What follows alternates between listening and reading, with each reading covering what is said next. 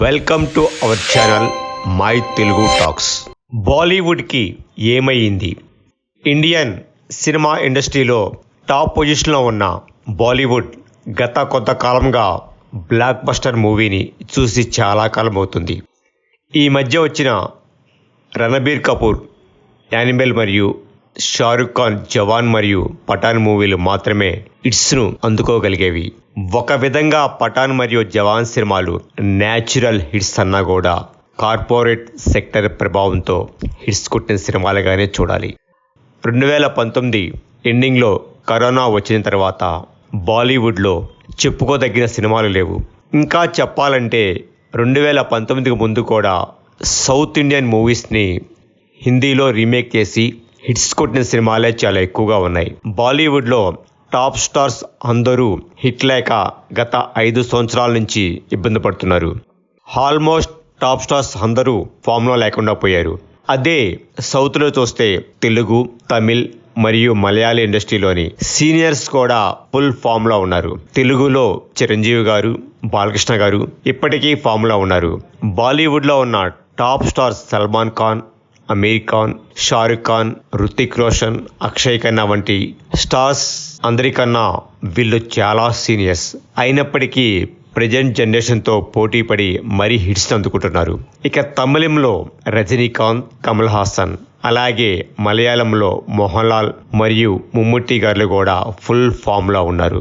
వీళ్ళతో కంపేర్ చేస్తే Bollywood top stars అందరూ చాలా జూనియర్స్ అయినప్పటికీ ఫామ్లో లేకుండా పోయారు. ఇంకా యంగ్ జనరేషన్ చూసుకుంటే తెలుగు, తమిళ్, మలయాళీలో 10 నుంచి 15 మంది దాకా యంగ్ హీరోస్ ఉన్నారు. వాళ్ళు కూడా హిట్స్ అందుకుంటున్నారు. కానీ బాలీవుడ్లో అటువంటి పరిస్థితి లేదు. రణబీర్ కపూర్, టైగర్ షరాఫ్ లాంటి ఒకరు ఇద్దరు యంగ్ జనరేషన్ తప్ప పెద్దగా ఎవరూ కనిపించరు. బాలీవుడ్లో ఒక విధంగా న్యూ ప్రొడక్షన్ హౌస్లను ఎంకరేజ్ చేయలేదు. టాప్ స్టార్స్ అందరూ ఎవరికి వారు తమ సొంత ప్రొడక్షన్ హౌస్ లేదా తమ ఆస్థాన ప్రొడక్షన్ హౌసెస్లో మాత్రమే నటించడం జరిగింది. అలాగే డైరెక్షన్ డిపార్ట్మెంట్లో కానీ ఇతర డిపార్ట్మెంట్లో కానీ కొత్త వారిని ప్రోత్సహించలేదు. కొత్తగా వచ్చిన నటీనటుల గురించి పూర్తిగా చెప్పాల్సిన అవసరం లేదు. వారిని పూర్తిగా తొక్కివేశారు.